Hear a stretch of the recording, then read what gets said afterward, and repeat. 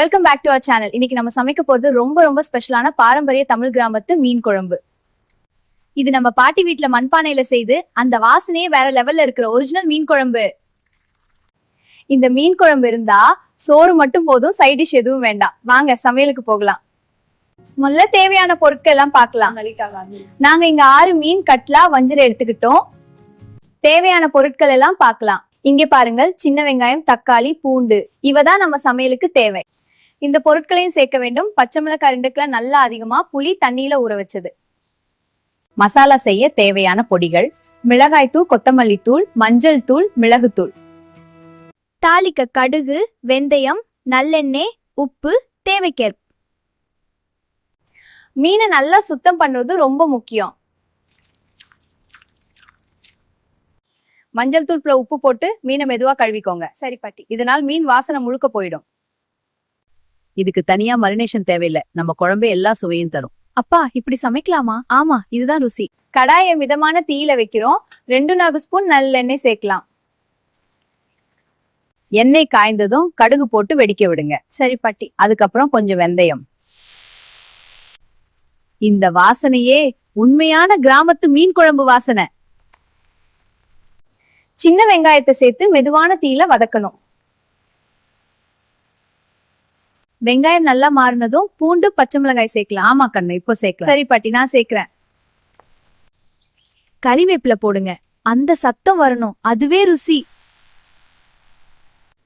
இப்ப தக்காளி சேர்த்து கொஞ்சம் உப்பு போட்டு நல்லா மசிக்கணும். தக்காளி நல்லா வெந்ததும் மஞ்சள் தூள், மிளகாய் தூள், கொத்தமல்லி தூள், மிளகுத்தூள். தீ குறைவா இருக்கணும். மசாலா காயக்கூடாது. எண்ணெய் பிரியிற வரைக்கும் வதக்கணும். இப்ப புளி தண்ணி சேர்க்கிறோம். ரொம்ப கெட்டியா இல்லாம ரொம்ப தண்ணியா சரியான அளவு. நல்லா கலக்கிட்டு 5 நிமிஷம் கொதிக்க விடணும். சரி பாட்டி. அப்புறம் ருசியா இருக்கும். இங்கதான் குழம்பு நிறமும் வாசனையும் முழுசா வரும். இப்ப மிகுந்த கவனத்தோட மீன் போடணும். கரண்டியால கலக்காதீங்க. கடாயை லைட்டா ஆட்டினா போதும். மேல கறிவேப்பிலை கொஞ்சம் தூவுங்க. மூடி வச்சு 7-10 மிதமான வேக்கணும்.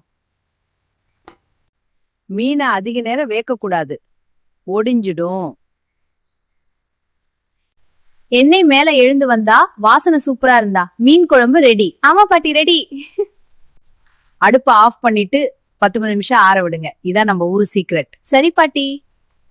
சூடான சோறு, மேல ஒரு கரண்டி மீன் குழம்பு, கீரை பொரியல், அப்பளம்தான்.